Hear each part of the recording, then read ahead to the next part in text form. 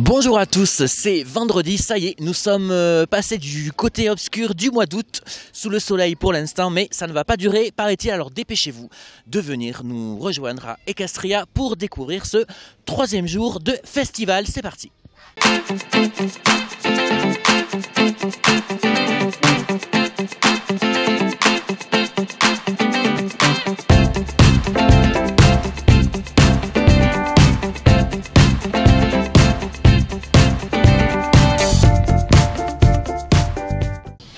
Allez, on poursuit notre petit tour dans le village à la rencontre de ceux qui font Ecastria.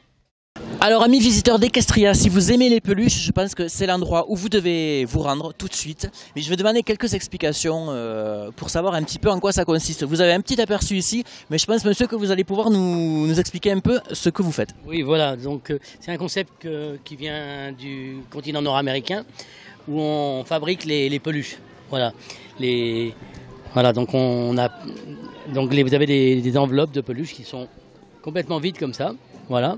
Les enfants, on fait participer les enfants, ils prennent un petit cœur, excusez-moi, ils prennent un petit cœur qu'ils mettent dedans.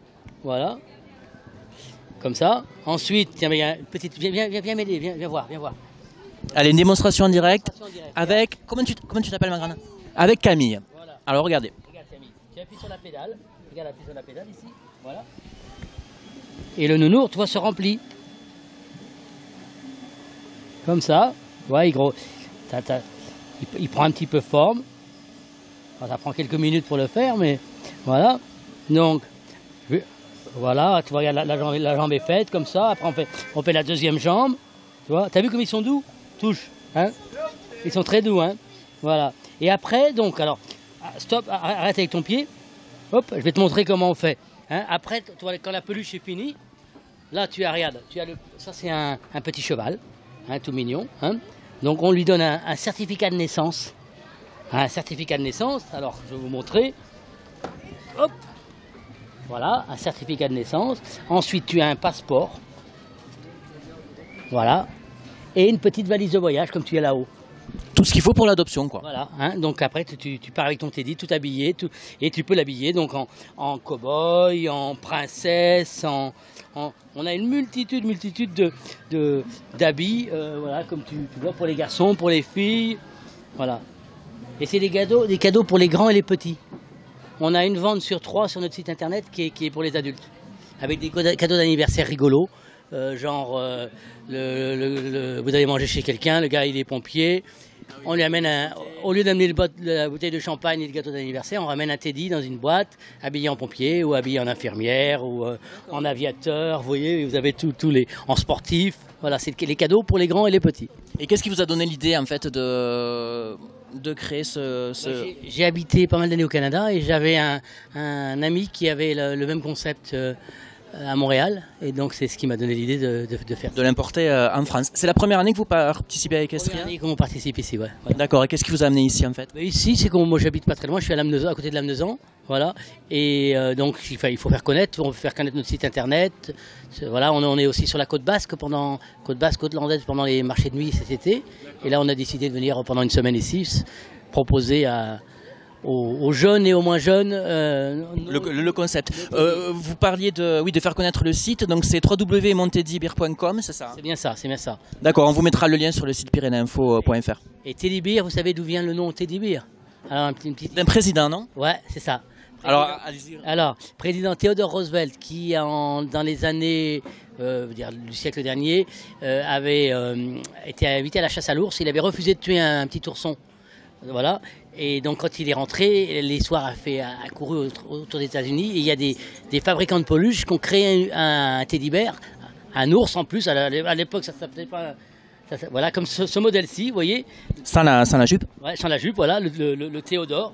Et ils ont créé ce modèle et ils l'ont appelé Théodore. Et donc ça s'appelait Théodore Bear, l'ours de Théodore. Et le diminutif de Théodore étant Teddy, c'est devenu mon Teddy Bear. Teddy Bear, voilà. Voilà, alors en plus d'une belle visite et d'un beau concept, on aura eu une petite leçon d'histoire. Donc merci beaucoup. On va vous laisser poursuivre ce festival. Merci beaucoup. À bientôt. À bientôt. Alors pour que tout le public réuni ici puisse profiter chaque jour des festivités d'Ecastria, il y a Un groupe solide, fort et beau, constitué de bénévoles, sans qui Equestria ne serait pas tout à fait le même festival. Alors on va aller rencontrer un des bénévoles, Simon, mais juste avant, la photo de famille de ces bénévoles.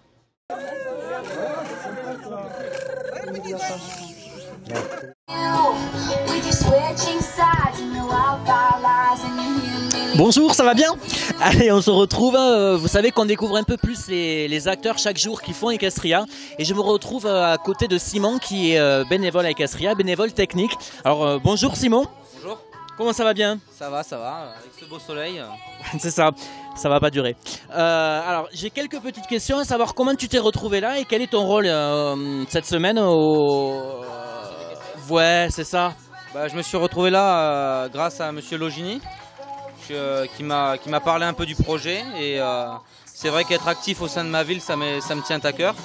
Et puis en deuxième cas, c'est que la musique c'est une forte passion pour moi.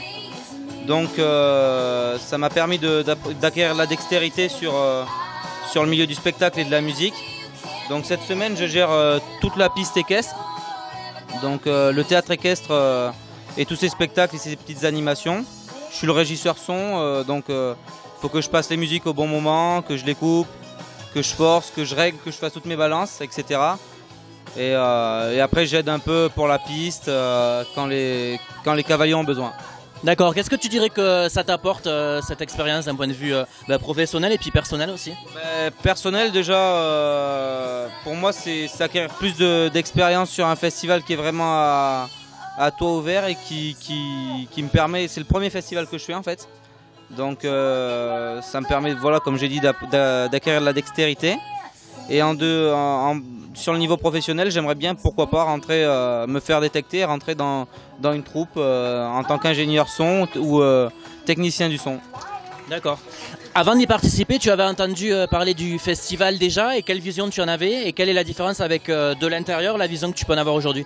Alors oui, j'en avais entendu parler bien sûr en étant de Tarbes, mais de l'intérieur c'est vrai qu'on voit vraiment tout le boulot technique qu'il y a. Vraiment que ce soit des cavaliers, le dressage ou vraiment tout l'aspect où il y a des bénévoles, parce que c'est vrai que faut les souligner eux parce qu'ils fournissent un boulot exceptionnel. Tous mes collègues, c'est grâce à eux que le festival peut avoir lieu, et aussi correctement je pense. Superbe, merci Simon. Effectivement, ça nous permet de conclure ce petit entretien en saluant, comme le disait Simon, tous les bénévoles qui participent à Equestria et qui font de ce festival ce qu'il est aujourd'hui. Et bien on se retrouve pour la suite de la visite d'Equestria. Voilà, avec toute l'animation ici à Equestria, il faut dire qu'on en prend en plein les yeux et que parfois ça fait du bien de se poser un petit peu, hein Robert? Alors du coup, on vous propose également des petites balades en calèche si vous voulez avoir un aperçu d'Equestria sous un autre angle, un angle plus cool, plus posé. Donc je vous invite à rejoindre Monsieur Calèche qu'on retrouve tout de suite, c'est parti. Voilà, je vous retrouve à bord de la calèche qui sillonne les chemins d'Equestria, et je me retrouve en compagnie de Philippe qui vous accompagne dans toutes ces balades. Alors j'ai des petites questions, Philippe, à vous poser. Comment ça se passe? Comment vous vous êtes retrouvé ici? Et puis qu'est-ce que vous proposez en fait aux visiteurs d'Equestria? Alors moi je suis donc sur Tarbes puisque je suis cocher, c'est mon métier. Je fais ça toute l'année avec Kadri, la jolie comtoise qui a 9 ans. Et à droite, et à gauche on a Monsieur Galion qui est avec moi lui depuis 9 ans. Donc on travaille dans le Jardin Massé, dans la ville aussi, pour la ville avec la navette de l'été. Et puis Equestria parce que c'est la fête du cheval. Donc j'aime aussi proposer des promenades en calèche dans les coulisses, passer dans les coulisses du festival, leur montrer un peu tous les box, les différents chevaux, et le métier de cocher, donc à promener comme autrefois, avec sur les chemins, les bosses, les trous, et voilà, tous ces moments-là. Pardon, justement, comment ça se passe? Alors, il y a un circuit particulier ou comment se passe une balade? Vous expliquez pendant la balade aux gens un petit peu le métier tel qu'il était, ou comment ça se passe? Alors, pendant la balade, moi, je leur explique un petit peu par rapport au haras, l'histoire un petit peu des haras, et puis surtout le métier de cocher et de l'utilisation des chevaux, où on travaille toute l'année, l'hiver dans Saint-Lary, dans le village de Saint-Lary, et le fait d'entretenir, de s'occuper des chevaux et la relation particulière qu'on a avec les chevaux, quoi. Alors est-ce que ça suscite des vocations? On a vu qu'il y a beaucoup d'enfants. Alors ça suscite des vocations parce que là, notamment à l'automne, je vais avoir une stagiaire qui rentre dans les métiers du cheval, dans une maison familiale, que j'ai connue petite, que j'ai promenée dans le jardin massé. Et là, on se dit, ah tiens, j'ai un peu pris de l'âge, mais je vois que ça a dû porter quand même un peu ses fruits parce que c'est un métier qui attire. De nombreuses municipalités à présent se mettent aussi à mettre des chevaux en ville, alors que ce soit pour les espaces verts. 2 secondes, voilà. Voilà, vous voyez, il faut toujours être vigilant. Voilà, je vous parle, mais je surveille ce qui nous arrive à l'arrière. Donc être toujours vigilant à partir du moment où on est attelé, surtout avec une grande voiture comme celle-ci. Et donc on parlait des municipalités qui revenaient. Donc... Pardon, oui. Les municipalités qui de plus en plus mettent en place le cheval dans leur ville pour l'entretien des espaces verts, pour le ramassage des cartons, pour les visites de des découvertes des villes en fait. Donc le cheval revient quand même dans beaucoup d'endroits. Très bien, mais écoutez, si vous voulez venir rencontrer Philippe et faire une petite balade à Equestria, c'est jusqu'à dimanche. Attention, un petit rajout. Oui, alors là, vous voyez qu'un bon cocher, justement, je suis maintenant en possibilité de proposer des pique-niques sur la calèche. Mes chevaux travaillant tellement bien que l'on part pendant 1h30 en découverte de la ville de Tarbes, tout en mangeant à table. Et là, je travaille avec 2 restaurateurs, enfin un traiteur, Jérôme Colbach de C'est pas de la tarte, et une crêperie, Le Roi 10 de Tarbes. Et donc, voilà, vous pouvez réserver 24 heures à l'avance, vous choisissez vos menus, et ensuite je vous prends et nous partons en promenade, voilà, avec des tarifs qui varient entre 22 ou 25 euros par personne. Une partie pour le restaurateur et une partie pour moi-même. D'accord, donc une initiative nouvelle et ouais, tout à fait originale. Par quel biais les gens justement peuvent réserver? Vous nous parlez de réservation? Alors, on peut réserver soit en m'appelant directement, par exemple mon téléphone, le 06 83 09 11 03, ou alors vous contactez Martine à la crêperie du Roi 10 et Jérôme qui pourra faire le relais aussi sans problème. Elle a des menus adaptés justement pour les repas en calèche. Donc voilà, ça c'est... et puis Jérôme, en me contactant directement, il n'y a pas de problème. Voilà, avec lui, ça tourne bien aussi, quoi. D'accord, et Pyrénées Info fera le lien et mettra donc le numéro qui vient de vous être cité sur le site. Et écoutez, merci beaucoup Philippe, bonne fin de festival et nous on se retrouve dans quelques instants. Ça va? Allez, on se fait un petit point sur les animations de la journée. Vous le savez, le cabaret équestre est ouvert tous les jours. Vous pouvez le retrouver comme depuis le début de la semaine. Le point fort de cette journée, non, ce n'est pas le garde champêtre, bien que, mais c'est la journée de collecte de sang qui aura lieu ici au village de 15 h à 18 h 30. Donc, n'hésitez pas à faire don de votre sang. Vous verrez notre rencontre avec ce stand dans nos quotidiennes. Sur le théâtre équestre, rendez-vous à 14 h, 16 h et 19 h pour un spectacle inédit comme chaque jour. Et puis, alors selon que vous aimez la country ou pas, vous pouvez découvrir sur scène à plusieurs créneaux horaires, 11 h 30, 14 h, 15 h et 18 h 30, des spectacles de cette danse. Voilà, si vous voulez un peu plus d'informations, un peu plus de détails surtout sur le programme de cette journée de vendredi, n'hésitez pas à venir sur le site de pyrénéinfo.fr. Et voilà, c'était avec notre ami le garde champêtre que cette journée se termine. Un petit au revoir à nos téléspectateurs de Pyrénées Info.